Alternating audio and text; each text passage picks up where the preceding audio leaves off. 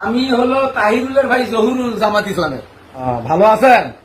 কতদূর পারমিশন হলো? এত বাড়ি ঘর ভাঙ্গা, দাবরা দাবি, এত কষ্ট করলেন, কি হয়েছে? এখন ওসি হয়েছেন?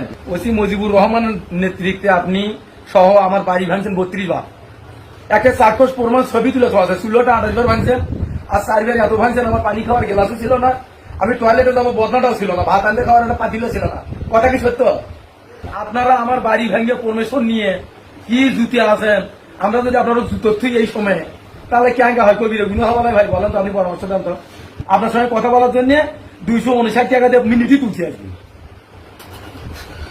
প্রাণ খুলে কথা কব, যত কষ্ট পাচ্ছি বুঝছেন। আমি তো গালাগালি করবো না, জামাত করি বুঝছেন।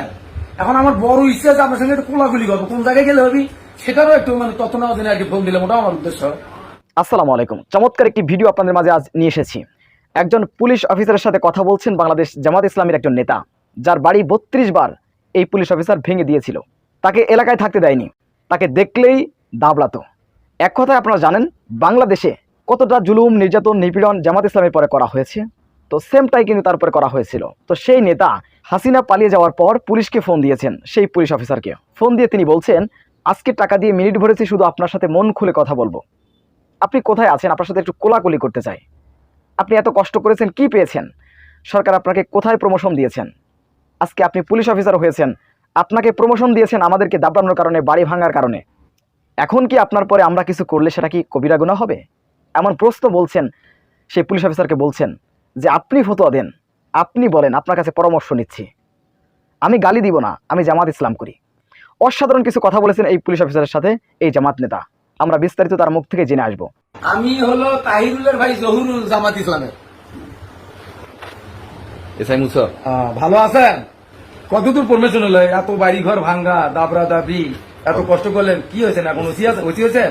ও ইন্সপেক্টর হয়েছেন, ইয়া হয়েছে। আপনি আমার বাড়ি শোনেন, ওসি মুজিবুর রহমানের নেতৃত্বে আপনি সহ আমার বাড়ি ভাঙছেন 32 বার।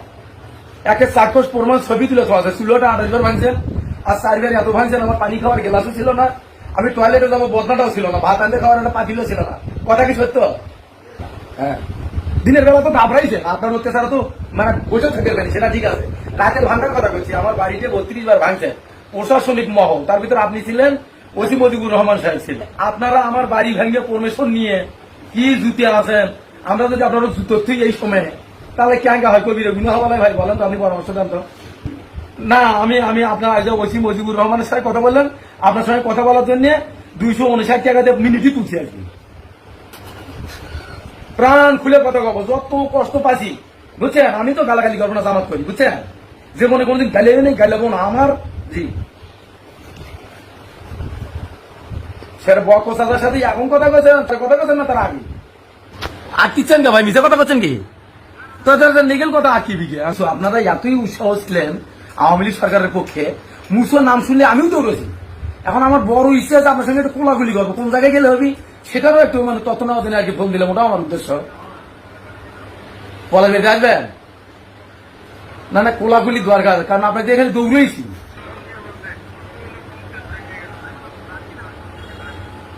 তাহলে আপনারা কি করছেন? এত ভাইরাল হয়ে গেলেন, তখন তো নেট ব্যবস্থা কম আছিল, বুঝলাম না তো। আপনারা যে যে মানে এত উৎসাহ ছিলেন, আপনারা মনে করেন যে কয়েকদিনই ভাইরাল। পলাশবাড়িতে কিন্তু আপনাদের আগে পাশে অনেক এসআই আসছে বা ওসি আছে, এরকম কারবার হয় না।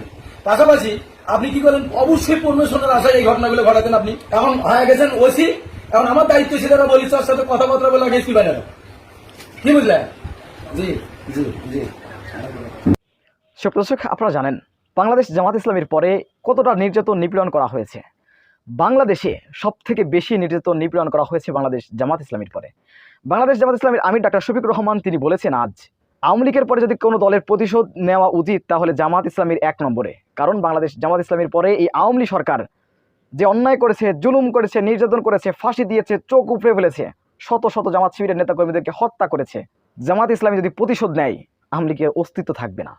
কিন্তু সেই সকল জামাত নেতারা কি বলছেন? যে জামাত ইসলাম করি, আপনাদেরকে গালি দিতে পারছি না। বোঝেন জামাত ইসলাম কি, জামাত কি জিনিস? সুপ্রদর্শক, বিষয়টি আপনারা কিভাবে দেখছেন অবশ্যই আপনাদের মূল্যবান মন্তব্য কমেন্ট বক্সে জানাবেন।